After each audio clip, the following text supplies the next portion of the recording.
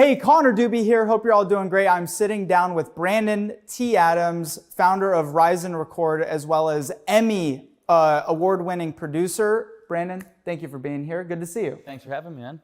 One thing that is so impressive about you is your ability to connect with people and build relationships. And you have huge successes in your corner, guys like Kevin Harrington and Jeff Hoffman, who we spent the day with today.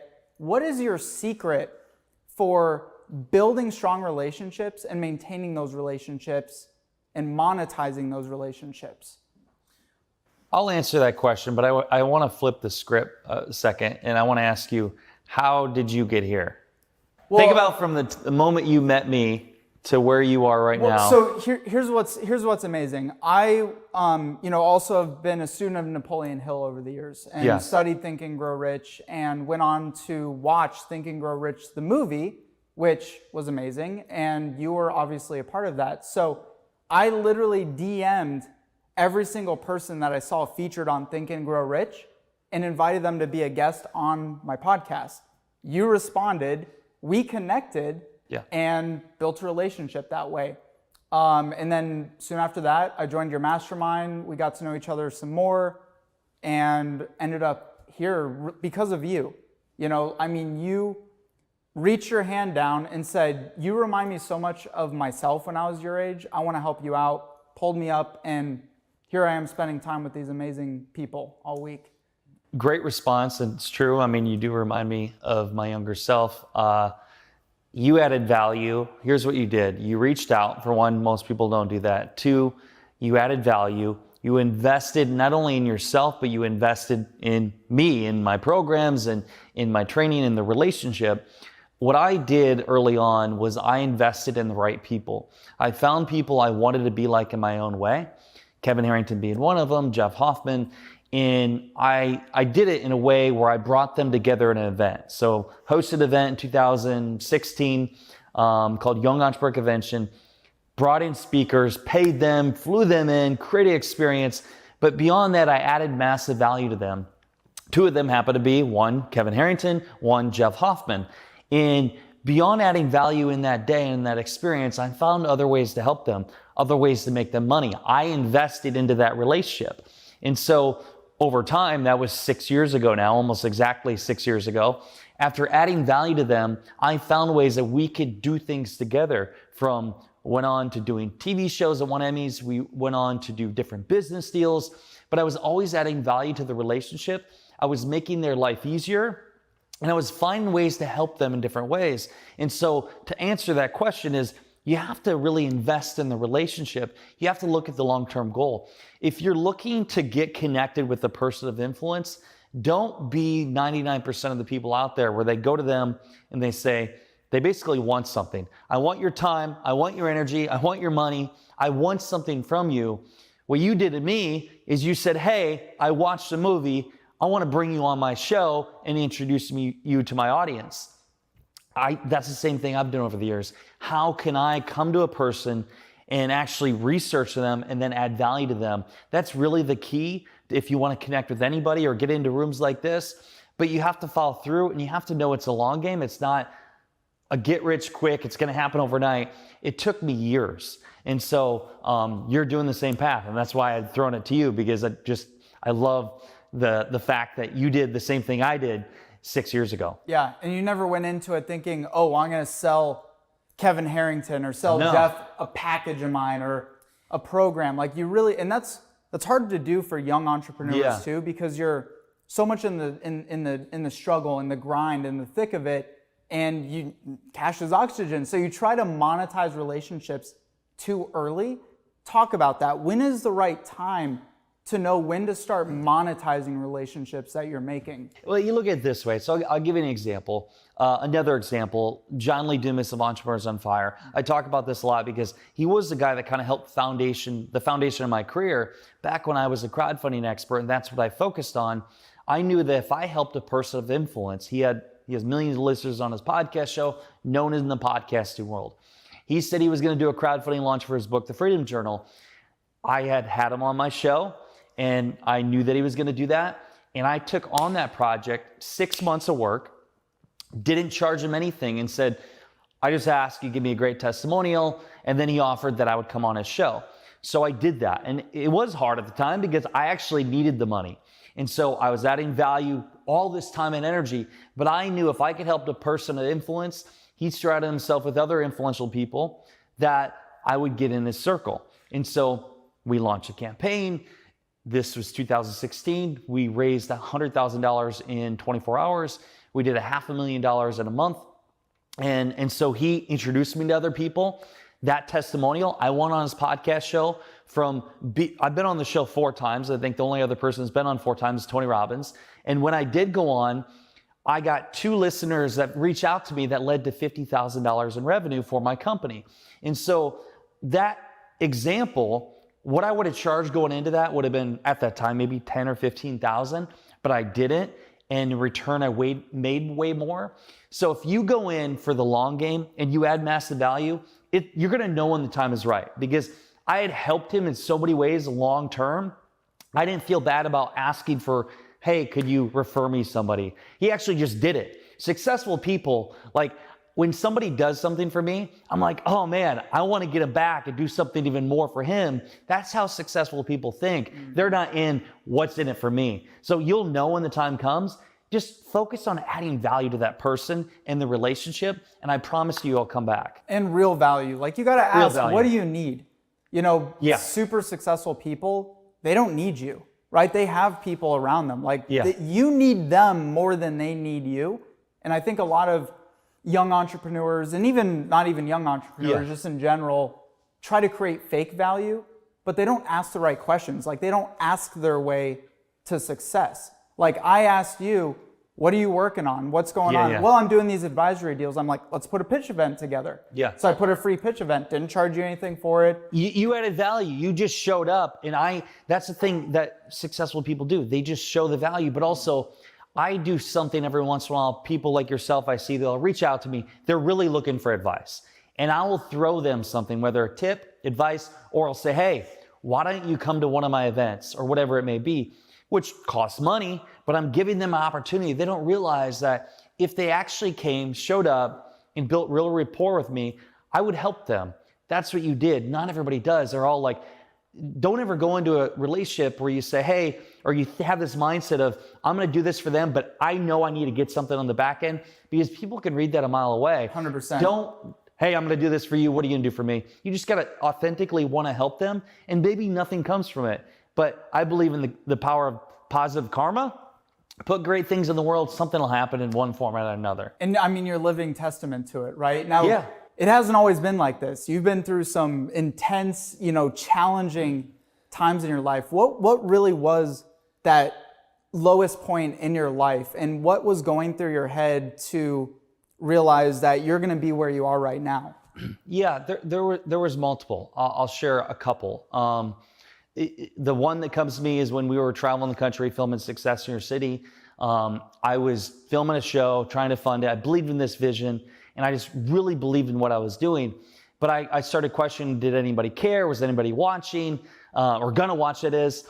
And I was going through a financial crisis, while also my fiance at the time, we're in this hotel room, we had no money, and she was crying, like she wanted to go home, and I felt like I was like being a horrible fiance. And so it was like this brick wall of like, am I going to move forward? And I'm the kind of person that takes things so seriously. When I say I'm going to do something, I'm going to do it.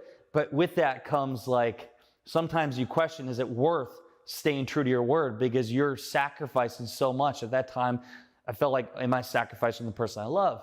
And so sitting in a hotel room, literally down to my last amount of credit. I remember Valentine's Day, I said, screw it. I'm taking my fiance to dinner, spent the last I had on a credit card, went to dinner, came back, and for the first time I felt at peace, and I had this sense of faith that it was going to be all right. And so the next day, what happened is I had a deal I had done 5 months prior that made me more money in that deal than I made in the previous year. I was good to go again, move forward. And so that is just one example. And they'll saying like you're saying the money came in the next day from that deal? Yeah, it came from a deal that went public. Literally the next day after you're down to your life. It was like the next day or next 48 hours, because we were literally down to nothing. Yeah. And so it was just showing the proof of just keep going. Yep. And so that happened, did the show, but there was one more testament that I share this because I think so many people need to hear. I've made so many sacrifices, so has my wife, my family, because they've seen what I've went through, where my father didn't want to talk to me anymore, and my family, because I almost bankrupted everything I owned.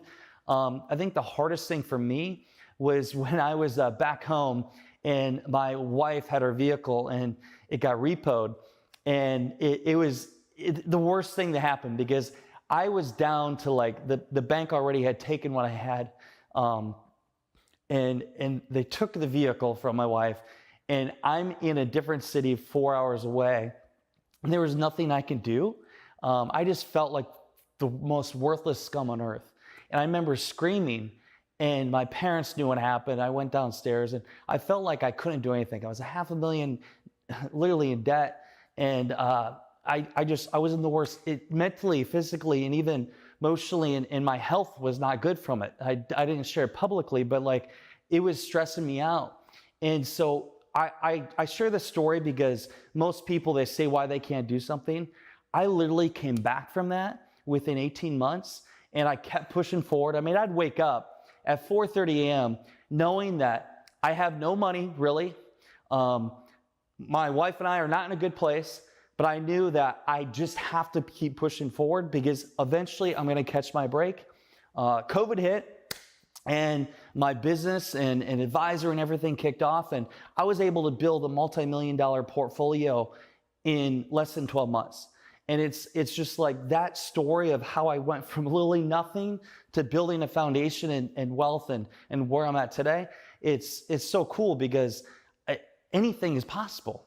And so I guess I don't know where I'm going with that, but it's just difficult times make you into a stronger person. And now as an entrepreneur, when I face temporary defeats, I don't think much into them because for me, can't phase you anything I've seen like the that. lows of lows, and I know what it's like, and I know that I did overcome them. I did face them. My wife and I faced them together, and now together we're doing more than we've ever done before, and you just got to keep going. Well, it's a key differentiator between those who get to that point.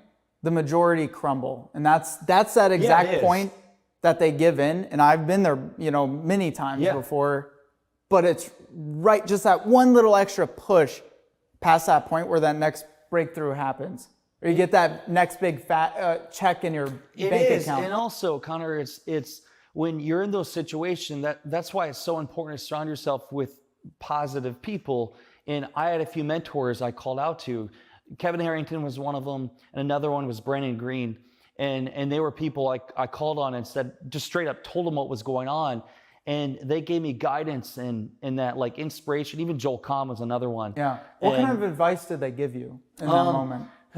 Some of it was not advice I wanted to hear, but it did help me. I'll tell you, Joel Comm said to me, he said, Brandon, this isn't the end. Whether you got to file bankruptcy or not, at the end of the day, you got a beautiful wife, you got life, like it's not that big a deal. That was one. And then I had another one. I called him up. I'm like, I'm literally selling everything off my walls because I don't have any money. And so they just said, like, you just got to keep pushing forward. And they told me stories of how they went through the same experiences. And then it made me feel like I'm not alone anymore. And I could keep going, And then Kevin one time showed up to something and he just said, hey, I care about you, man. I love you. I just worried about you.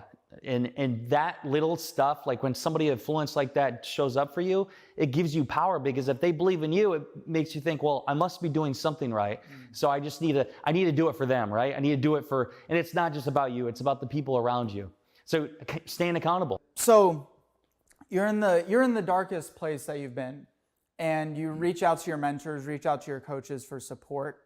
You mentioned that they had shared some advice with you that you really didn't want to hear. Give us a little behind the scenes. What did they share with you? I'll tell you one mentor. I'll share his name, Brandon Green. I love the guy. We both got the same name, got that comment. We're both from Iowa. He's a good guy. I really resonate with him. There's two things he said. One that I thought was good. I wanted to hear. And it's true. He said, because it was actually me negotiating to get a loan release, because in order to sell a business, to, by the way, sell the business and still be in debt, and not go completely belly up, I had to convince another company that I loaned through to let the lien go. Otherwise, the business sale would not go through. I had talked to the company 20 some times, and they would not, they wouldn't release it. And I basically told them, like, my banker said that they're going to bankrupt me and you're going to get nothing. And so I convinced them to let the lien go. And what Brandon said is, it's just another piece of the puzzle. He said, you found one piece, what's the next piece? Who do you got to talk to? You got to talk to a different person. So that was very helpful for me. One thing he said, which actually helped me, but I didn't want to hear, is he said, you may want to consider filing bankruptcy. That hurt, because I didn't want to hear at that time from my mentor to file bankruptcy, because I heard it from my dad, I heard it from so many other people. I just mentally, physically, all part of my being didn't believe in not paying people back. And I just hated the thought of it. It was the whole idea of the word. And I did contemplate it, but I never did it. And I'm glad I did it, but nothing wrong with some people that get through that situation, have to go through that route. But him saying, Brandon, you might want to think about filing Chapter 11 bankruptcy. And it hurt to hear. That's powerful. That you'd be willing to share that also. Yeah. But I'm glad he said it. So shout out to Brandon. Thank you for saying it. It wasn't easy to hear in that moment. And it just made me want to cry. Yeah. Now, did Kevin, would he have said file for bankruptcy? Would these other guys have said file for bankruptcy? What Kevin said to me was very helpful. Kevin shared a story with me where his business, and he's shared it publicly, it's where one of his companies, he was actually going through a divorce at the time, and he was going through different obstacles, and he needed money to get past this bridge to be able to, it was product at the time. And he didn't get the money, and the bank was like, they were going to do, I think it was Chapter 11 that they were going to do, but they turned everything around really quick and they made it through it. But he shared with me how literally, like, overnight, he went from things going well to where he was screwed, and then he overcame it. But he shared that story with me, and to hear somebody of power like that and influence that had been through a very difficult situation and didn't know what he was going to do, him telling that to me really helped me. So I wouldn't say it was really anything that he said that I didn't want to hear. It was just hearing something that he actually went through it, and he got through it, and he lived on. And so for me, it was good to hear that, because I needed to hear it. Hey, I'm not alone. Somebody else has been there before. I got to say, a couple other things that I heard. I mean, so many people told me to file bankruptcy, and it's not fun, by the way. It's not when it's like you give up, it felt like that. And it was very close family ties, and it was not fun to hear, but I had to really get this self-motivation to really overcome it. It was constant communication with my wife, which is not easy either, because she's in this situation that, by the way, it was my doing. And so her name's tied to this. So it's like, that also isn't good either. So I felt like it was my duty to figure things out, and I did. So I'm grateful for it. I will say, some people, they could tell I was going through hell, and they reached out and was like, are you all right? Like, and I try to play it off, because I didn't want to share with everybody what was going on. Yeah. I don't know how they're going to treat that information or what they're going to share with the world, because think of this. I'm speaking across the country. I'm still making money, but all the money is going to debt, and I'm in a very low moment, but I got to go on the stage and tell people how to achieve success. How do I feel? I feel like a fraud. I feel like a schmuck going up there and sharing with them how to achieve success, when, yes, I've had success in my life, but now I'm going through hell. But you can't just quit. And so I had to go through that phase of doing that. And what helped me is actually, Greg Roulette told me this one time. I think it was Dan Kennedy that was speaking at an event back in the day, and he was selling on stage, and he was also going through a rough time. And in the corner of his eye, as he's selling on stage, you could see his vehicle getting repoed. So think of that. You're selling on stage and knowing, like, I need to close these sales, because if I don't close these, that vehicle is not coming back. And so I thought about that, because I had my vehicle repoed before, and it was an interesting kind of conversation and story to hear. And Greg was here last night talking with him. I was with him when I told Greg I lost everything. Now he's very happy and seeing where I'm at now. But It's those little stories that you hear that make you feel it's all right. Not to overemphasize on this, but it's just success is not what it seems. It's not. It's not. And most people don't realize what it takes to get to that success. Yeah. One of the things when I was in my dark hole and every day it was like trying to not file bankruptcy or go under, because it was like every day I had to wake up and make money. I had to figure it out, because if I didn't, then for one, I would have had to file bankruptcy. Two, I didn't know how I was going to pay rent. Like I had debt collectors call me every single day. And that's why I put my phone on basically do not disturb mode. If you weren't a contact on my phone, you could not call me, because my phone kept ringing from debt collectors. And so during this time, I'm still out speaking. I'm on tour, I'm speaking, and I'm making money, but all the money's going to me. And so on stage, it felt like that I was this fraud. I'm sharing with people about how to be successful, how to achieve this. But in that moment, I felt like I was the most unsuccessful and an unworthy person to be sharing that. But I'll tell you this is what got me through to be able to speak, but also what got me through when I was literally in Texas when we were broke and I had no money and my fiance was depressed and I almost wanted to quit. This is what got me through.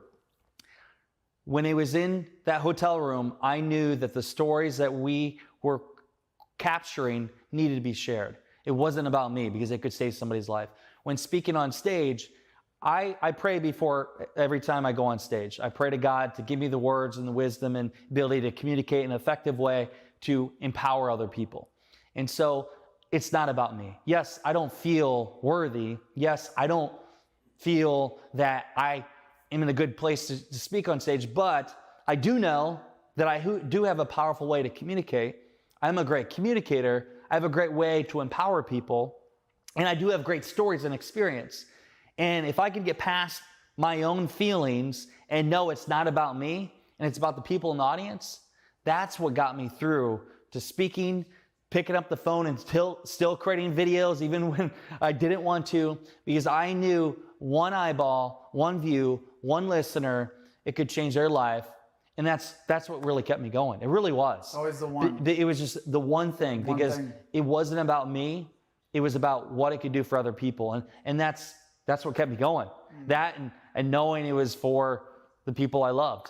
And so now, where do you see yourself 10 years down the road? You're how old now? 32 years old. And so where do you see yourself at 42? What's 42-year-old Brandon doing? 42, I got to say this. Like, I don't know what 10 years down the road. I know it's going to be pretty amazing, kind of scary, awesome. But I just keep going, plugging away where I'm at, staying in check with my ego and the decisions I make. You know, I just heard from it was an actor where they say it's the devil comes for you when you're at your highest moment.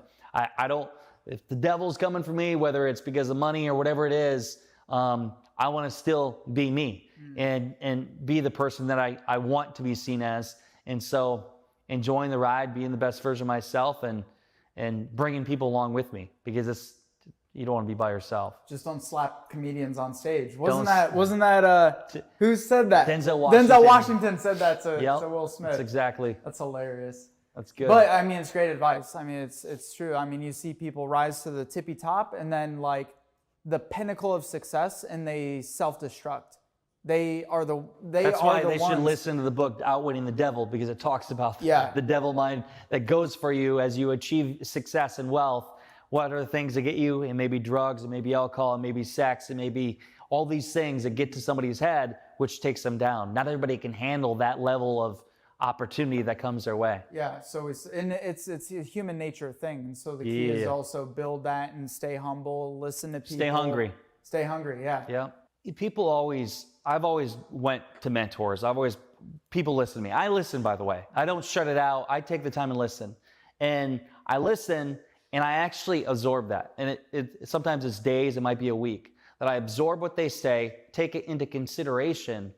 But at the end of the day, I go with what my gut tells me. And sometimes I look at it, and when I make the choice on what I'm going to do, I go with it, and I don't look back.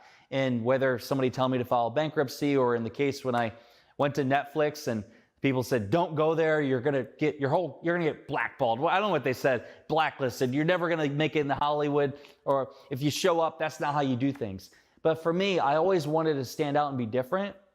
And also those times that I did some of that stuff, I looked back and thought, you know what? If I don't do what I think is what I need to do, I will wake up one day and regret it.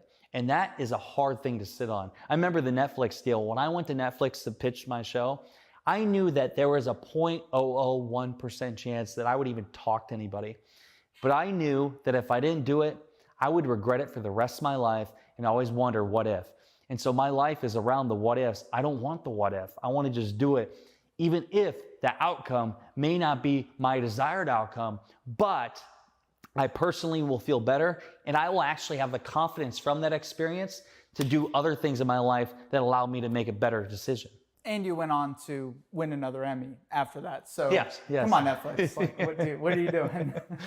It's true. Open your door. Hey, it's not too late. You never know what the future holds. You never know. I mean, I don't need the approval from a Netflix or any other company. At the end of the day, we found our success in our own way for our show and everything we do, because we are living our own version of success. We are helping people. And for so long, I thought I needed to do this thing to get that approval, or this thing to so-called call it success. And you don't need to. And sadly, so many people live off, it's got to be this thing. It could go a different route. Keep your mind open to what other possibilities could be. And yeah, that's how I look at it. Where do you feel like you're still making improvements in your own life at this stage?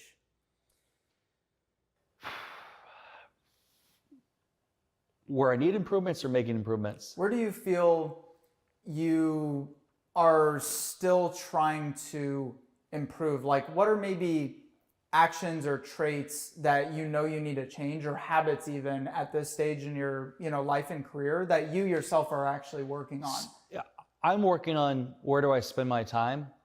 And when you have a lot of opportunities, you start asking yourself, which opportunity, if I take that opportunity, yes, something will come from it. But if I don't, and I do something else, what more could come from not doing that opportunity? And so what's the opportunity cost of this decision I'm about to make? And I'm constantly having that, whether it's, do I go to this event? Do I become an advisor of this company? Do I invest in this company? Because every decision you do and the thing you get a part of, you're taking focus, time, and energy towards it. And when you're doing that, you may be missing something that's bigger. And so I'm constantly evaluating, where do I want to spend my time? I'll tell you the thing that I've never been so excited and confident about spending my time. And in the day, it's not even about the money, it's about the passion. It is the event that I do with my wife, Rise and Record, because it's something that is around creating an experience, helping other people, and it's something that's around what we're doing. And so that, I have so much excitement to put into that. And at the end of the day, I don't care if I make a bunch of money or not. And so when you have that, usually what I found out is you end up making the money, but it's not about that. It's about doing the thing you're so passionate about, and it's building. And so that's how I look at things. And I guess the answer to your question is figuring out which things do I really know I need to do or not do, and knowing the black and white and how I'm spending my time. And on that note, get your tickets to Rise and Record in Nashville. What are the dates? October 19th through the 21st. October 19th through the 21st. I mean, and just testament to the kind of guy that you are. We'd only known each other since, about a year ago, right? Exactly a year ago. About a year ago.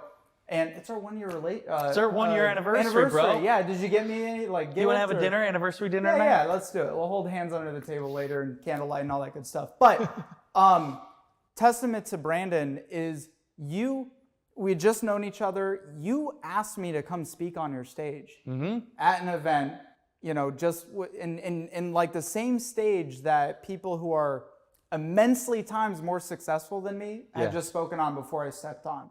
And so that's just testament to how you elevate others and why people need to get around you and not expect it for free, by the way. It is worth trading dollars to get access and time and relationships. Yeah. Because everyone else wants to come at you and say, Brandon, can I pick your brain? Yeah. Like, I'd really love to pick your brain. And It's so listen, true. you don't want your brain picked. It sounds icky. Yeah. So even minimally, show up, go to Rise and Record, build relationships with the group. I mean, if you've seen half the people we've had here throughout the last week, it's worth it. It's well worth it. So thank you, man. With that, Come to Rise and Record. Do it. Here's one thing. So you talked about success, and a lot of people will say, like, I even get imposter syndrome sometimes. People say you're successful, you've achieved this or whatever. And I look at it as like, what is success? Because I look at how can I be the best me? And I do have this issue of always questioning, am I doing enough? I think all entrepreneurs do. Am I being the most? Am I being lazy? Should I sleep in more? Should I and it's almost a disease in a way. Like I'm really constantly looking down on myself and asking myself, am I doing enough? And so what I look at success is how can I be the best version of me and stop looking at what everybody else is doing. And I used to really struggle with, oh, I'm not far enough. I didn't make this much money or that. I think all people, if they could just look at themselves and think, how can I be the best me? Whether you're being the best cameraman, you're being the best producer, you're being the best interviewer, you're being the best speaker, you're being the best mother, you're being the best father, whatever that is, if you can realize what that is to you, that's your success, and just focusing on that, you're gonna be more fulfilled. And that for me has really helped me because I look at how can I be the best me? I'm not comparing to everybody else, because when you do the compare game, it's a horrible thing to do, but also like, you don't know, those people, they might be thinking the same thing. They're comparing about everybody else too. Do you still catch yourself doing that from time to time? Yeah, I do sometimes, but I'm very happy. I look at this, I'm 32. If I died tomorrow, I would say I achieved more than most people would in a lifetime, and I'm grateful for that. And so I just live life like, hey, it could end tomorrow, but and along the way, as I'm doing it, I just want to keep being a better me. So at this stage, from where you were to now, millions of dollars in companies and in stocks and companies that you advise and invest into, is it about working extremely hard and grinding your face off every single day from like 4 a.m. to 10 p.m.? Or is it about working smarter and more strategically? It's about smarter and more strategic. Marcia, I think it was Marcia and I were having this conversation, and we were talking about where we came from. And for me, it's more of to show what's possible. So I grew up in a town of 700 people, grew up with a speech impediment, so I couldn't really speak that well. I didn't grow up wealthy. I didn't have a lot of money. And so for me, it's like coming from a small town, coming from where I did, and being able to do some of the things I do. I think, how can I was up in a small town in maybe Ohio or Iowa or wherever it is, and they can see somebody like me, and when I share my story, they can be like, I'm no different than that person. So for me, that's really the driver for me. How can I be that? But also for my niece, my nephew, and my family. I really want to show what's capable, even my wife. I mean, I'm very happy for where we're at now, because before it was difficult for her to even believe in me, because I was not doing all the right things and we were going through the hell. But now that we are in a great place of abundance and where we're at, I'm grateful. And I don't know how the fuck she stayed with me, but she's here, and I'm very happy. And you guys have an incredibly strong relationship. We spent the last couple of days together, and it's hard to. Besides, every once in a while I might piss her off a little bit, but no. We're but you got a good relationship if you got a little bit of that going on. But I mean, you truly are partners. Like, you're strong, and that's hard also for entrepreneurs. Like, I'm incredibly lucky too. My girlfriend's so supportive, and I tell her everything of what's going on, and I'm surprised I haven't scared her off, because to be an entrepreneur, you're a crazy person. I mean, you're insanity. So how do you, what are some of the practices you put into place to continue to pour into that relationship that you have? Yeah, by the way, your wife. I wouldn't consider myself a relationship coach, because we're all learning. But I would say this. I would say, for one, as a couple, you both have to have your own thing of who you are, your own identity. I remember early on, even with our show, I was pushing. I thought I was doing the right thing to push somebody, but they got to be ready for what they want to do. Sharing their story, you can't push that. looking back on it now, I learned, but and you want to do that as an entrepreneur, push people around you, and like they're not there. Exactly. Yeah. So you got to let them. They got to have their own thing and have their own identity. That's one thing. So for your girlfriend or any relationship out there, each person has to have their own identity, and then obviously you can have as a couple the things that you do, and be on the same page, but also investing in that relationship, investing in that person. I talk about a date night a week. I live by that, doing a date night a week, and making sacrifices. I mean, it's hard when I'm a selfish person sometimes on my success and what I'm working on, but you have to make the sacrifice, because if you're not adding value to the other person, it doesn't end well. And because I've learned that the hard way before. And then being a supporter, supporting them, finding ways to make them better, not telling them what to do, but how can you be there as a guide and give them support and listen to them as they're doing their own thing. How do you run your day-to-day now? What is an average day in Brandon's life? Besides when we're filming here? Yeah, right? You really, just live in front of a video camera 24/7. Sean just camps out in your closet. Sean, he'll be like, he just in front of a camera all day, wants to look waits good. for your alarm to go off, pokes his head out. It's like, let's roll, baby, let's go. You know, it's traveling, obviously doing a lot of traveling and stuff. For me, it's I like to wake up early, you get the exercise in, and then building a foundation, and just I always look at what's like the one or two things I can do every day to move forward to the goal. You got to have something you're working towards, and you can't get caught up, because it is a journey, and sometimes it's like, oh, it takes so long to get there. But once you do achieve a couple milestones, you realize like it's a long game. You got to enjoy the journey. And so that's my thing. And I'm always really like crazy in the fact that I want to be around only positive people.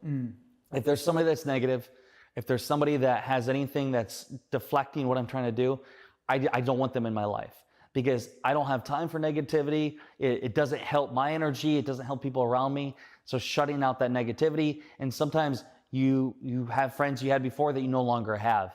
I just want to be around good people that are going to try to achieve the best version of themselves. And when you're around those people, it inspires you to be the best you. That's hard for a lot of people, firing the negative people in their life. I mean, the reason why most people don't fire those people is because they care too much about what others would think or what they would think. Like, you know, I don't want to hurt their feelings, but you're actually doing a disservice to yourself. I think it's important for you to have a conversation with that person, at least, hey, let them know how they're acting and how that relationship is. But if they're not going to listen to you and they're going to keep doing that, hey, I got a couple friends back home, and they're still my friends from high school, because they don't really get what I do, but they have all also been there and had conversations with me when I was in my low parts. And so like they're a good influence to me. So you got to really evaluate your relationships and who you're around, because that will determine where you go. Sometimes it's family even, you know, having those tough conversations or knowing like, this person really isn't supportive of what I'm doing, and you need just an abundance of stuff. You can still love them, it's just maybe you don't call them up every night. Yeah, absolutely. So now, I mean, you've talked a lot. This is what's so interesting about you. You've branded yourself as the video guy, which obviously you're a beast on. I mean, if you guys see this setup we got going on back here, but you also it's all Sean Bella. Without him, it's all Sean. He turns the camera on, I get to be in front of him. You're the beast in terms of like you're constantly recording everything, whereas most people don't, like in the way that you do. And you record a video every single day, and you're the video guy. But on the other side, your main bread and butter is advising companies and helping them either like IPO or after they've IPO'd, or to grow, scale, get investors, and expand so that all of you can be successful together. Yeah. What does that relationship look like with the company? Yeah, so first off, the video thing is, Jeff Hoffman talked about being gold medal, win a gold medal in one area. And for me, it was utilizing video and being the best in video in terms of creating a lot of content, creating experiences, bringing the right people together to create a Emmy award-winning show or a documentary. And so that's like the gold medal. So I'm known for video. I did something in this space. And now how does that implement to other areas? Well, for advisory companies, I can show them how to use videos to build more like and trust with their audience. I can show them how to use videos to raise money for companies. I can show them to use videos to tell a powerful story. And I always talk about it's beyond a video. A video's a video, but it's a story. How can you communicate a story in a way that can inspire other people, but really get them to know who you really are as a person. People buy into stories. Stories is what makes an impact in the world. So what am I doing? I'm using a phone or a camera to tell stories around who I am and also how I help people and telling stories of other people. So that's just a medium, but I think it's the most powerful medium that can be utilized to tell a story. And so for advisory, what do? I help them tell their story through video. I help them create the videos, and I help them really connect with other people in my network. And what kind of companies do you typically look for to work with? So tech companies, I mean, we got some that are public, some are private. We got a valuation company, heck, we got a real estate brokerage. We have a whole portfolio of companies because what I do applies to really any industry. But typically these are companies that have raised $5 to $10 million, or they have a valuation of $10 million and they're looking to scale to 100 million and above. Those are the ones I really love to work with because yes, there's a great opportunity monetarily on the upside, but also usually they're making a bigger impact too. Yep. It's being able to showcase it, and nothing wrong. Like I love helping small businesses, but I also want to see how can I utilize my time to make the biggest impact for the companies I am working with. Absolutely. Do you think you would be in this particular, space or have made your big bucks this way if it wasn't for building that relationship with Kevin and Jeff? I mean, I just... Or did you envision yourself as an advisor? Name 5 people that completely transform my life into where I'm at. It's my wife, it's Sean Vella, it's Greg Roulette, it's Kevin Harrington, it's Jeff Hoffman, and my father. That has been the people that have made the biggest impact in my life and has allowed me to be where I'm at, and I still love dearly to this day. Without them, like I don't know where the fuck I'd be. I mean, maybe still in Garnavillo. And where? My hometown. Oh, see? Who knows where that is? Exactly. So anything else that you think we should dive into? I'll have one question to end it on. I'd love to hear from you, and this has been fun sitting down with you. What would you say, just knowing you've known me for a year now, worked with me, been in my events and masterminds, everything. What is it about me that wants you to be a part of my community? Because I love building community, I love bringing people together, and I'm always interested in what attracts other people to me, and I always want to add value to them, and I really am excited for where you're going. But what is it about me that made you want to be a part of my community?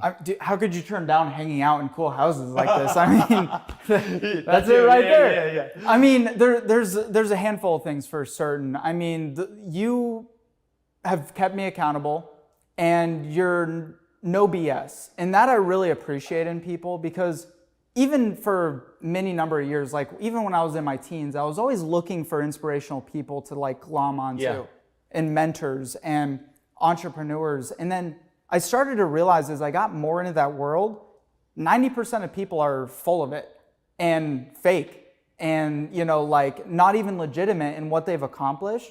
You've been so transparent and open, and I've seen your videos all the time, even before we built a relationship. That drove me to being loyal to your cause also. Yeah. And to like means a lot. Attaching myself. And also like, I feel like I can see, one of my superpowers is I feel like I can truly see the future in a way that some people can't. And I know where you're going to be in the next 10, 20, 30 years when we're still, brothers and best buddies then. And why would I not attach myself to a cause like that? Yeah. Why would I not attach myself to a freaking powerhouse like that? Yeah. That's why. That means a lot, man. Well, thank you. I really appreciate it. I love you, brother. Thank you for doing this interview. And thanks for a great week. Listening, thank you for watching. We'll see you later.